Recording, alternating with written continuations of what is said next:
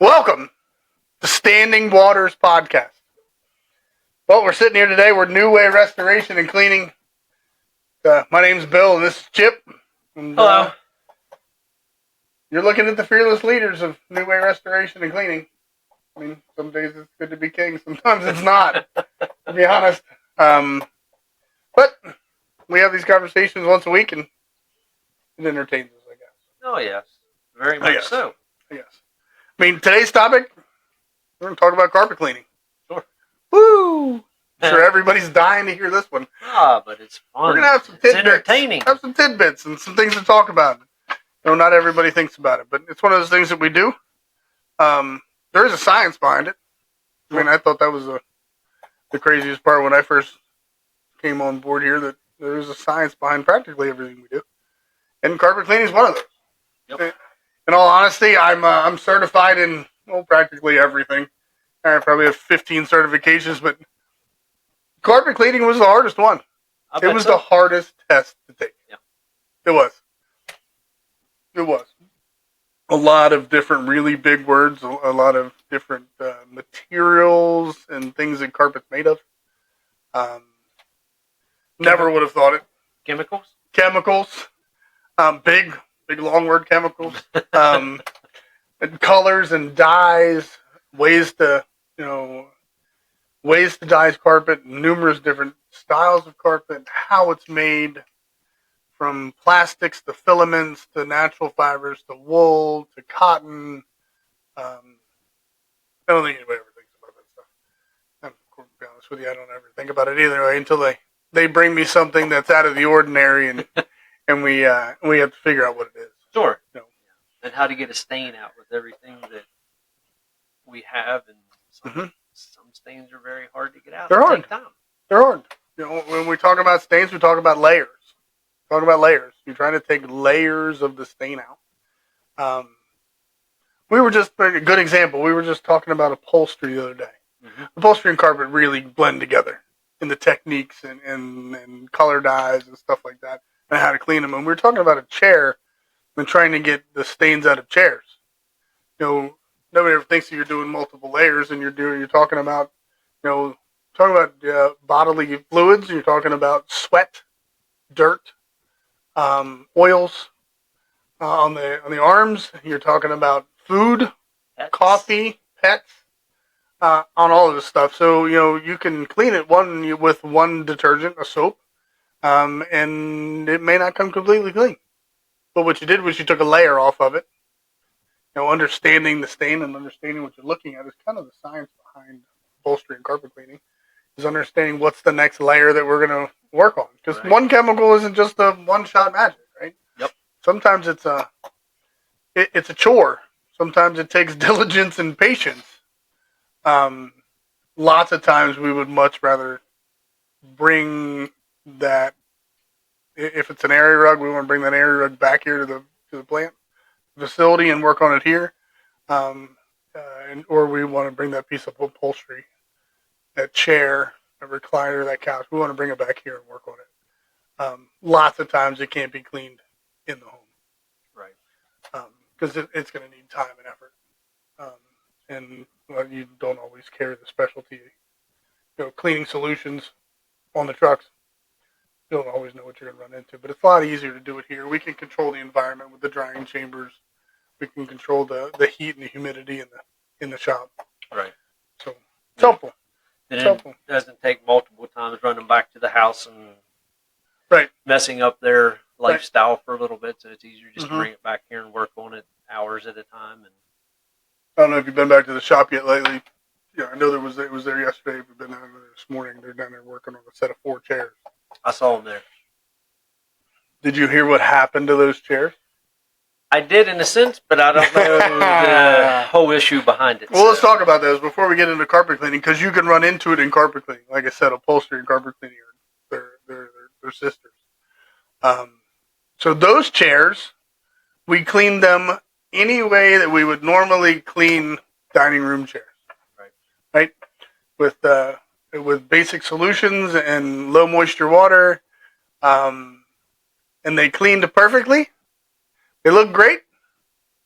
About 4 days later, the homeowner called us and said that they were like a taupe color, a taupe and a gray, like a khaki. They were a light color. They turned pink. They turned pink after we cleaned them. So we had to stop and be like, what? How would that happen? Right. In all this training, all this experience, we look around and go, what? What occurred? And, we have experts that we're able to call and they're able to answer our questions. Whenever we run into this random things that occur, like why did they turn pink? So we were reminded of in our training course those things that those things that you forget about in training, those little tidbits that may never happen, but they teach you about. Those chairs have a fire retardant sprayed on the outside of that fabric. Now, fire retardant was somewhat outlawed a decade ago, importing from overseas, furniture being imported from overseas. They used to use a fire retardant on them, but that retardant was outlawed. So today's furniture, you're probably not going to run into it, but we know that it's still out there.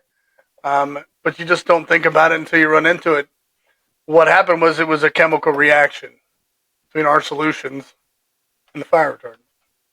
It takes time for it to occur. So it took 4 days for them to turn pink. I remember seeing the pictures. Yeah. very easily fixed. Once it dawned on us on what occurred, very easily fixed. Brought the chairs back here to the plant because again we can control the environment. Retreated them, and they turned back to the regular color. Sometimes you'll have to treat them a couple times. Like the chairs that are down there now, they came back. This is the second time they came back because they got just a real light pink hue and a streak. Okay. That came back. That fire retardant will soak through the fabric and into the foam, right, in the chair. So lots of times when you re-wet that chair, it'll come back up out of that foam. So it's not uncommon for a stain to show back up. Right. So let me ask you this then. So with that being said, like some of your chairs also have like extra stitching in it. Yeah. So would that also take multiple times because of how it soaks into that instead of just the material? A lot of those. In fact, I just talked to a lady the other day. A lot of those real tight areas where it's stitched, the piping around the cushions, around the arms, the decorative stitching, it creates a very dense area, right, and hard to get area when you're doing commercial cleaning, when you're trying to do it, efficiently in a customer's home. It gets very dense. So number one, it's hard to get dry because it's real tight. It's hard to get air to it, as opposed to the full surface area like the cushion. Right. It's hard to get the specialty wands in. Now, our two carpet and upholstery cleaners are fantastic at what they do, and they understand that sometimes it takes a little bit of elbow grease to get it out. Right. You got to try a little extra harder. We talk about work hard and be nice. Yep. We talk about heart and effort, and that's what it takes. It takes a little bit of heart and effort to get around those tight spots and understand why they're difficult to do. The reality is that they're dense. It's because when stitching's tightened down the upholstery fabric down to the foam, down to the base, whatever that base is, whether it's particle board, plywood, wood, plastic, whatever it is. We've seen it all. But it creates a real dense, tight spot, and those are hard to get clean. So sometimes you got to go back, But we will make sure that it's gorgeous when we're done. Sure, we always do, and we always will. So let's get into the carpet cleaning here a little bit. Everybody, let's talk about it. Most people have carpet in their home somewhere. So what is the importance of cleaning regular carpet and getting it cleaned regularly? All right, I'm going to throw a statistic out to you that I can tell you that my wife thinks is a crazy statistic and it's never going to happen. So they say, whoever they is, I don't know who they is, but, they, Carrie's looking at us laughing, right? You ready for this one? Ready? You run a household. You ready? They say that you are supposed to vacuum your carpet one time per day per person living in your house. I turned the camera around and looked at Carrie's face. Right? That was the same look I had, Gary, when we were in carpet cleaning class. We were like, what? My wife is going to throw a book at you. Yeah. No, there's 4 people in our house. You're telling me that we should be vacuuming our carpet 4 times a day? I don't believe anybody's doing that. It's a lot. I don't believe that's happening with kids and pets and dogs. And no, it's not happening. It's not happening. You know, that's what they say. Whoever they is, right? But they say that carpet is essentially a really big filter. Right, with air conditioning and HVAC units in your house and air circulation in and out of windows, stuff like that. The reality is that carpet is a big filter. The allergens get drawn down through it with airflow and get trapped. So the importance of cleaning regularly, you know, we're reading a piece of paper here to kind of keep us on track. But you know, the reality is it has to stay clean for its longevity. For its appearance, and for allergies. It is a very large filter. It will catch all of the allergens and the dust particles in the air. Yes. Right? That's where it's sitting. Lots of times when you walk across it, you disturb it, and it reintroduces itself into the air. You know, so you're talking about allergens, extending the life of the carpet, and maintaining its appearance. We're not really sure how long the carpet's supposed to last, because I'm not sure any household has ever looked at the warranty of their carpet. You know, I don't think that's one of those things where we file in the filing cabinet and go, I'm going to need this one day. Exactly. No, we're not. The same as the toaster, right? What do we need the warranty for the toaster for? If it dies, it dies. We're going to buy a new one, right? But, you know, carpet's here forever, here for a long time, and nobody's ever going to go back and look at the warranty. We have run into people, some that have, and they were actually manufactured defects. But long and short. You know, it is funny that you mentioned the allergy part of it, because we're doing with a customer now, and he's got allergies really bad, and so he's setting up all kinds of stuff in his house to help him out. And we mentioned to him about his carpet. Yeah. You know, and we're like, hey, you know, that holds a lot of, you know, dirt and allergies. He's got dogs, he's got everything, and he was like, I never thought about that. So we actually scheduled him up to do a quarterly cleaning on his carpets, just to help him out, you know. And it's a good thing to do. It's funny you said that. It literally just popped in my head. I haven't thought about it for years. You know, my brother and I have allergies. And now I'm sitting here thinking about it. I remember our allergist doctor telling my mom the best thing to do would be to get the carpet out of the house. Now, that was back in the late 80s, early 90s, where carpet was the thing. Sure. You know, so tearing them out of the house and leaving in hardwoods, you know, luxury vinyl plank flooring wasn't a thing then. Mm-hmm. You know, it was all hardwood. Right. You know, so my parents were like, no, they're getting carpet. We're not putting in hardwoods. That's expensive, and that it is what it is. Yeah. But yeah, the benefits to keep it clean are huge. Health benefits are monstrous. So I know with us, we have a couple units. Well, we have 3 units actually that we can clean with. And you were talking the other day, and I never dug down deep into it yet, about doing some different types of cleaning equipment. Yeah. You want to stress on that a little bit? Well, there's a few types, right? There's a few types of cleaning. What we're gonna call it the old school way of doing it. But I truly believe it's probably the best way to do it, which is hot water steam extraction. Mm-hmm. Right? It gets down through the carpet, through the fibers, to the top of the pad, with hot water releasing. You know, hot water, we know that, you know, it helps to release the oils and the greases, and lots of the products and things that we drop in our carpet are oily and greasy basis. Sure. Right? Even if you're just running around with your shoes off and no socks, right? The oils from the bottom of your feet are on your carpet. Mm-hmm. Right? So then you look at what is the carpet made of, right? Traditionally, not carpet today is made of plastic, made of filament. Um, it generally doesn't hold on to um, dirt. It just kind of hangs out there. It's kind of like static clinging to it. Right. So it's relatively easy to get it out. It's a non-porous product as opposed to cloth, wool, cotton, stuff like that will absorb. So you could spill red wine on a modern carpet today. That's why you see everybody talking about like Stainmaster carpet. Yep. It's plastic. That's what it is. It's made of filament.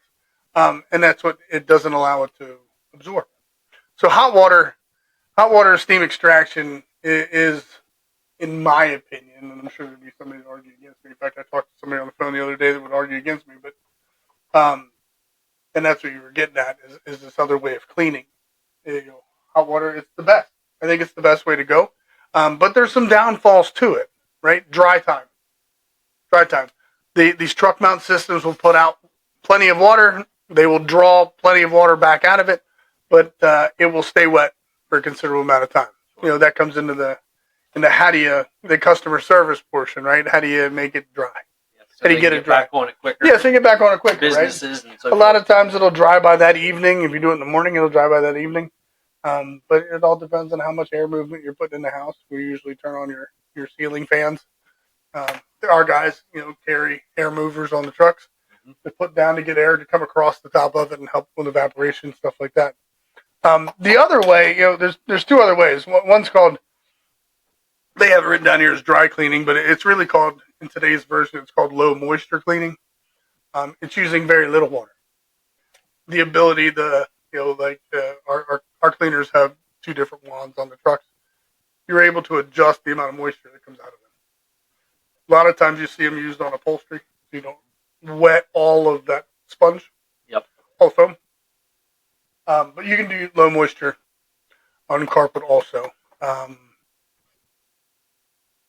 The big deal with it is, you still have the same suction, you still have the same injection of hot water. You're just not using as much water. But the big deal is dry time. It dries significantly faster. Right. Sure. Significantly faster. Which makes sense. Yeah. You were listening to me talk about, what they're going to call bonnet cleaning here. I call it encapsulant cleaning. It's a completely different science than hot water steam extraction. It's a different science. It's called encapsulating. It's going to be tough to explain on a podcast. Harry says, look at the camera, right? It's tough to explain, but really what encapsulant is the solution will encompass the molecule of dirt. We'll grab a hold of it and go all the way around it. And it won't let it back out unless it evaporates. But we're not going to give it enough time to evaporate, right? So it encapsulates the dirt, and then you either clean it. There's several different ways to get the encapsulant and dirt out, right? This one's a bonnet cleaning. It's just what does it look like? It looks like a car wax buffer. The oscillating buffer. It's just a larger machine. It weighs more. They give or take weigh between 80 and 100 pounds. So you have weight down onto the carpet, pushing it down, and the bonnet is spinning, right? Spins at a high revolution. The one I was looking at was 1,750 turns a minute. So you are spinning, agitating the bonnet. The bonnet is absorbing the encapsulant and drawing the dirt out of the carpet. Okay. So no dry time. It's significantly quicker on application because you don't have all the hoses and suction hoses and water hoses and wands to take off the truck, run them into the house, into where try not to bang up the walls, stuff like that. Right. It's probably about a third of the time that it takes instead of hot water extraction. Now, we just throw these machines on the truck in case you run into a stain that wants to be stubborn. Right. We could always turn around and go back and use hot steam extraction and the levels and layers of the stain to get it out. Right. I'm sure at some point we're going to talk about, here it is, we're talking about stain removal.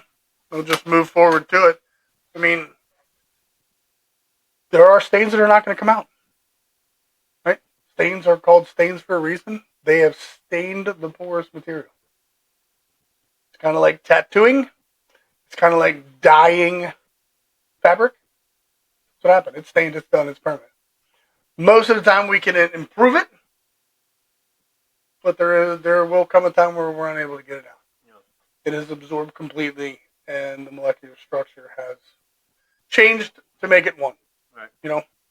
We talk about trying to figure out what the stain is, whether it's coffee, tea, Coke, Pepsi, sodas, sugary drinks, colored drinks, food dyes, stuff like that. You'll hear us ask those questions. Mm-hmm. What do you think it is? Do you know what it is? Is it ketchup? Mustard? What? Coffee? What hit it? Because it gives us an idea of the layers that we need to start and attack. Right? I did learn something. I was in a training class, because we are constantly in training classes, as you know. When you're certified at everything, you're constantly in class to get recertified. Sure. So I was getting recertified the other day. We were in upholstery class, and we were talking about wine. Chip, do you know what the difference between expensive wine and cheap wine is? No, but I remember you telling me this over last week, but I can't remember what it was. But there was a difference. I forgot already, yes. There is a difference. Carrie says the taste. I say the price label. And the price, right? All of those are true. In the chemical makeup is what makes them different. The cheaper wines have a red food coloring in them. Right? Red food coloring, as opposed to the more expensive wines, they are actually naturally colored. So you'll see the cheaper wines that have a more richer red color because they put food dye in. So that's always a question when you see a wine stain. It could be food coloring, or it could be a natural stain. So you just look at the price label on the bottle? You go to the kitchen, open the fridge, and look at it. Ma'am, how much did you pay for this? Is this Boone's Farm? Yeah, what is this? Right? So yeah, it's about having a conversation, and that's what we teach to our technicians. Have the conversation with the homeowner and see if you can, help them draw that information out. Because number one, it'll save time. It'll save time for us to figure out what it is and to get it out. And we can probably better get it out if we know what it is. So then that leads me into so you can go to different places around here and you can rent the little machines yourself and you can. Forth. Or you can call us and have us come and do it. So, how many times have you ran into that situation to where people was like, I don't want to pay somebody to come in and do this, and they take it upon themselves, and then they screw it up because, like we said, there's a lot of chemicals, there's a lot of stuff you got to look at to get it out of there. So, how many times you ran into that? Well, Chip, funny you should ask. Actually, you didn't even know about this story, so no, it wasn't. It's not like it was a staged question, but it's funny that you should say that, because not just last week I come home to my house, and my wife is so proud at the carpet cleaning job that she did on the stairs. Look! And we own one of the little ones, like just a little spotter one. Right? Because sometimes I think she forgets that I own a cleaning company. Yep. Right? Maybe she just wants to prove that she's better. I don't know, right? But she came home. I come home to the stairs. The stairs were wet. So I took my shoes off and I come in the house. I went to walk upstairs. I'm like, oh, that's a little wet. She's like, yeah. It kind of leaked a little bit. Like, I can feel it. It's real wet. So I tried to get everything out of it. I tried to get all the water out of it. And I did a whole bunch of what you call dry passes this year, right? Still really wet, right? When it dried after 2.5 days, that's a problem, right? We can talk about that in the remediation side of mold remediation and allowing that to stay wet for so long. We can talk about that at a later date, but after 2 days of it being wet, it dried. Guess what was still there? A stain. They say that kids change your lives. They do. And the stain was still there. Right? So let's talk about the DIYers. Yeah. Right? There, in an effort not to be sued on a podcast, I mean, there is a major name on the market that does carpet stain removal solutions. And we're taught internationally to not use that product because that product will set the stain into the carpet. Okay. It'll take the top, what we're going to call the top, debris layer, like the heavy sediments. Let's say we're talking about like ketchup. Right. It'll take the heavy sediment of the ketchup out, but it'll actually bond and adhere the colors to the carpet fibers. Really? It'll stay.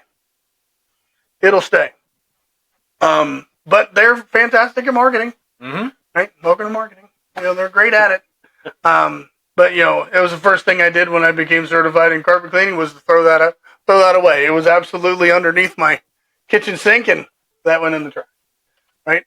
How do we combat that? I'm going to give you a tidbit. Distilled water. Blot. Right? Try to use water.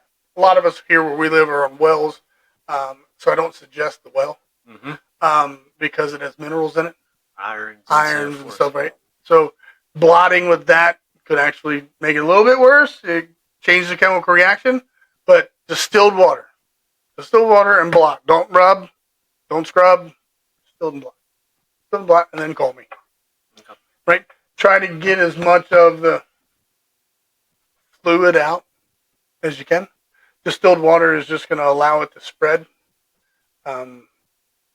They make products that make water wetter. It actually expands the molecule of H2O. But distilled water we call the magic thing. The magic thing. Distilled water will practically will help get your stains out. Right. So, I don't know. Did we answer your question, Chip? Yeah. No, you're good. I mean, yeah. Call us. Instead of going renting a machine. Yeah. Don't rent the machine. There's so many things that go into that. One is lack of knowledge of how to get those layers of stains out. You don't want to over wet, and a lot of those machines over wet because they don't have the suction that our truck mount systems have. I mean, you've seen them. Oh, we run them. Oh, yeah. It'll suck rags right off the shop floor. Yep. Right. Be careful that there's nothing around because it'll draw it right up. Make sure no small pets. Yeah. Yeah. Or hats. Or hats. Right? So, like homes, businesses, and so forth that have a lot of foot traffic in them and everything else. Mm-hmm. What? Quarterly for businesses, maybe to have stuff cleaned if it's a high traffic area. Homes, maybe every 6 months, something. Yeah. Yes and yes. So, dirt. So when we talk about dirt, you talk about it coming in on your shoes from outside. Where we live, it's just common nature to take your shoes off when you come into your house or somebody else's house, right? Right. That's not common everywhere. I haven't lived here my whole life. I lived in the Washington, D.C. area, and you didn't take your shoes off when you came in out. Sure. What happens is the dirt that is attached to the soles of your shoes comes inside and gets embedded in the carpet. Those pieces of dirt act like sandpaper, right? They're hard. They're pieces of stone. They're mud. They're dirt. They will act like sandpaper to your carpet. That's what's called wear. Your shoes are an abrasive measure down onto them. Every step, forward and back. Every step, forward and back. Right? So when they call them, those are high traffic areas. Right. That's exactly what they are. Yep. Right? You generally see dark spots, matted down spots right inside doors. You see them in what do we want to call them, like traffic area intersections from like the kitchen to the hallway, bedrooms to the hallway, stuff like that. where people will stop. Right? That stop will cause the rub. And all it's doing is grinding the dirt in and allowing your shoe to push some fibers across and separate them. Right. They become scratched. You can't fix the scratch. I can clean it. I can make sure that it's clean. But you're still going to see a wear spot, and that's what it is. It's the damaged fibers from your shoes and the dirt scratching. Right. So what you're saying basically is the sooner you can get it clean, the longer your carpet's going to last. Anything in that area. Right. So let's get all those abrasives out. Let's go back to they. Right. They say that you should vacuum once a day per person living in a house. Right. 4 times. Grocery store. You can imagine. I mean, could you imagine? Oh my Lord. Right. So that's what they're talking about. They're talking about getting the dirt out of those fiber filaments so they don't get scratched, and that will what will keep your carpet longer, make it look nice longer. Right? Because I've noticed going into businesses and stuff now that I'm into this profession. I've never really noticed it before, but now when you get into something, you're looking at it and you're like, oh my God, really? Yeah, go buy a blue truck. Yeah. So, I walked into one of our local stores. I'm not going to say where it was. Yeah. But it's like you just said. It's a high traffic area. You're coming in and out the doors all the time. And they have, runners down. But as soon as you get past the runners, like 5 or 10 feet, it's real dirty because people are still scuffing their feet as they come in because they're getting all the debris off of them, especially around us when we got snow. When the snow comes, we got salt and everything. Mm-hmm. But so I honestly see what you're saying right there, and I'm like, wow. You got to get you never the dirt look at out of them. Yeah. You got to get the dirt out of them. Once they're damaged, they're damaged. Of course, you and I are both trained in carpet repair, but a lot of times the repair is not going to help. Exactly. A lot of times it's not. We as the general public allow that carpet to be damaged much longer than we should. Yes. Much longer. By the time we're like, man, that carpet hasn't lasted at all. We should have done something about it 2 years ago to let it to get it to this point, right? Oh, I totally agree. I mean, and if you look into that and you go into cost of everything, come in and have somebody clean your carpets is a lot cheaper than letting it get ruined and having to redo the whole thing, because I run into it a lot. You can't match carpets up. No. So then you got to replace it all. Yeah, a lot of times you can't match the dye lots up, and you can't find the same dye lot. You and I were talking yesterday. We met with a client yesterday, and we were talking about commercial carpet. Sure. 2 companies. The investment in carpet is huge. It is a very large dollar value. Right? When you look at large buildings, that commercial carpet, now granted it's only give or take 1/8 of an inch, 3/8 of an inch thick. Yep. Maybe a quart, maybe. Thick, and it wears heavy because you are in a business. Mm-hmm. You're inviting the public in. All seasons, all weather types. You're inviting them in and essentially every footstep is ruining your investment. Right. So you have to pay attention to your investment, and if you want your investment to last a long time, you got to keep it clean. Yeah. Right. That's what we were talking about. I mean, that was probably I don't know 40,000 square feet yesterday of commercial carpet. There was a lot, and there's a lot of people working there. Yep. Right. So there's a lot of footsteps and a lot of outside traffic. So it's important to pay attention. Otherwise, I mean, if you've got free money, let's just replace it. By the way, we're a Mohawk dealer. Oh, yes. Yeah, I can get it. I can sell it to you. A lot of, speaking of that, a lot of, the market has changed greatly to help with this. They now make glue down carpet squares, right? Semi-general patterns so that you can take up those 2 or 3 wear sections and put down new. Yeah, it's funny. It's never going to match because you got sun fade. We can talk about this forever, Chip, I promise you. Yeah. But it's never going to match, but it'll help with that wear mark. Well, it's funny you mentioned about the glue down the squares and all that because I just went to a place yesterday and measured up and contacted him this morning. And I'm like, hey, what do you want us to put back down in there in price? He's like, I want the glue down squares. He said, that way if something spilled on it, we can take that piece back up and put it back down. And I'm like, okay. Yeah. Yeah. So it's kind of funny that you mentioned that there. Yeah, there's so many different types of stuff you can put down for businesses and everything else. Mm-hmm. I remember one of the first things that we were taught in carpet cleaning class. And it's in the beginning of the class. We were like, I'm not sure if I'm going to pay attention to this or not. I look back on it now and go, maybe the guy was right. He spent 20 minutes talking about entranceway rugs, throw down rugs, on how those entranceway rugs should be changed out for the seasons and for the weather patterns. Which is true. Right? Yeah. Heavier, deeper grooves for like winter to catch snow and rock salt to come off your boots. Yep.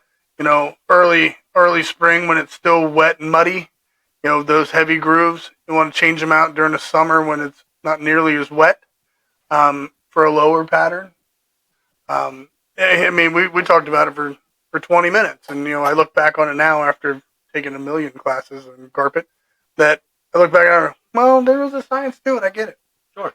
I get it. You're trying to keep the debris into that rug and not onto your household rug or your commercial rug. Right. So, I mean, I know we was in chemicals. What is probably the safest stuff for like pets and stuff? Because I mean, there's a ton of people that have pets in their houses. The pet industry has become huge. Yeah. Right. The pet industry has become huge. Pets are no longer pets. Pets are now family members. Yeah, they're now family members. They really are. 100%. Your kids can spill coffee on the carpet, and they're grounded for a week. Your puppy. He's on it, and it's all right. And it's no big deal. Nobody talk about it, right? That's the best puppy ever. And that's what's happening. So you got to take a look at this. And so there's a lot of products on the market. Me personally, I don't suggest any of the stuff that's on the shelf. Of course, I suggest our commercial stuff for numerous reasons. But there's so many what they call eco-friendly products out there. A lot of times, they're made with natural products, citrus, oranges, lemons. We got a product in the back made with thyme. Mm-hmm. I mean, it's a disinfectant. There's a whole lot of products out there. So if you are one of those people that are highly sensitive to allergies, to smells, if smells are a trigger for you, or if you're looking for a green product, we have them.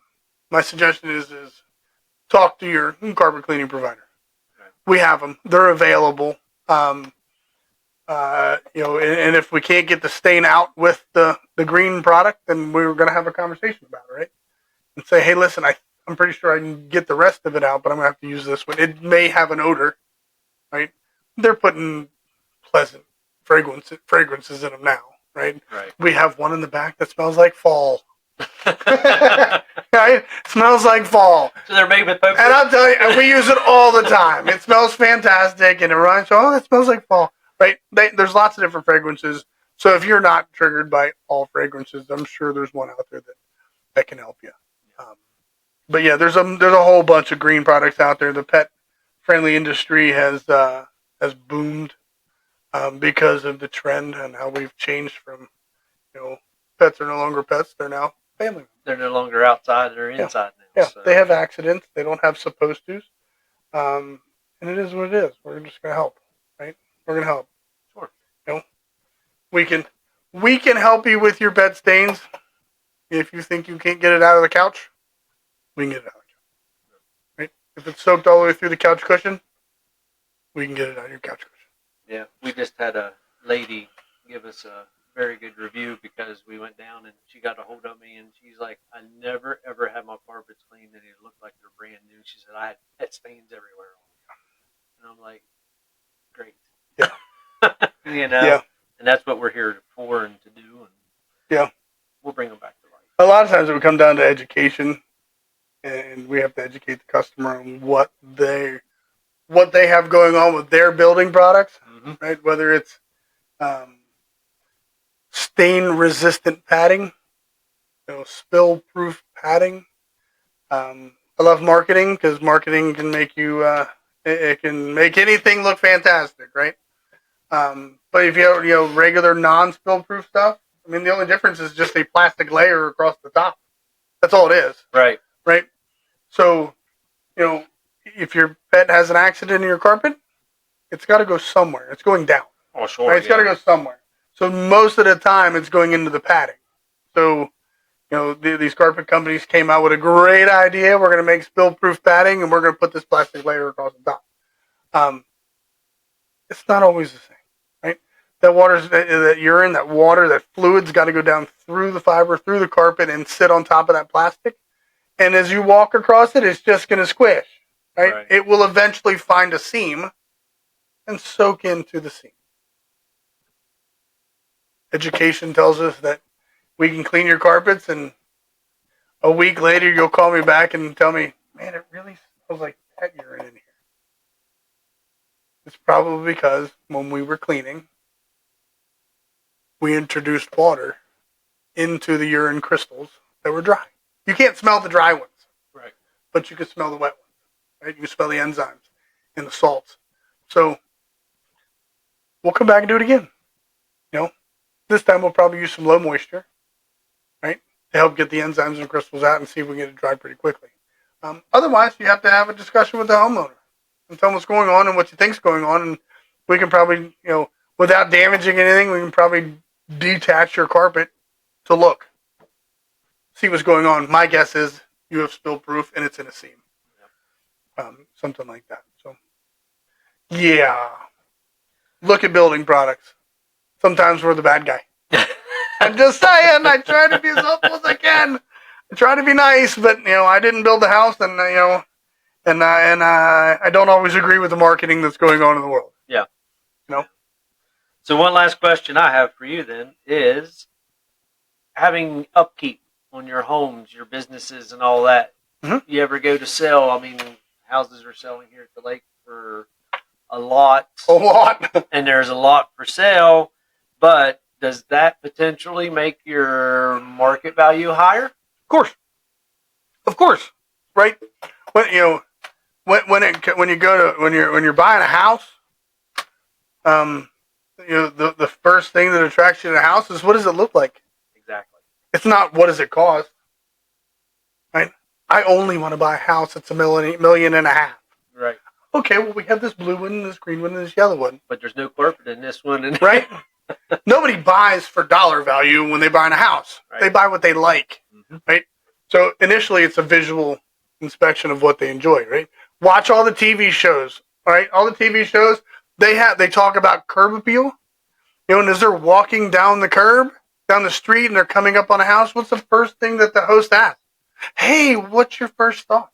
Exactly. Right? We're visual buyers, so when it comes down to the carpet's usually the first thing that people look at, and they go, you like it or you don't. You either like it or you don't, right?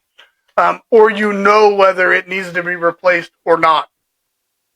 Right? First things first, you can see the traffic areas, you can see the dark spots, you can see where they tried to work on a stain, stuff like that. Right. So continuing to keep your carpet up, absolutely.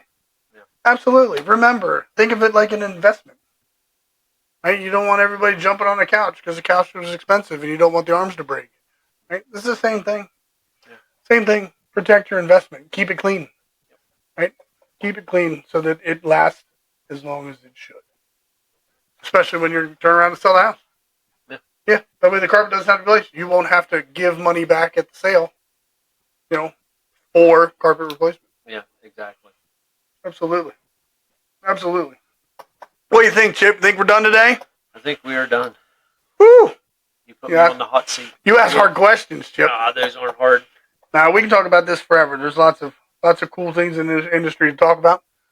So, thank you for joining us for Standing Waters Podcast. We got lots of stuff to talk about. Check us out. And we'll keep doing it. We think it's fun. See you next week. See you next week.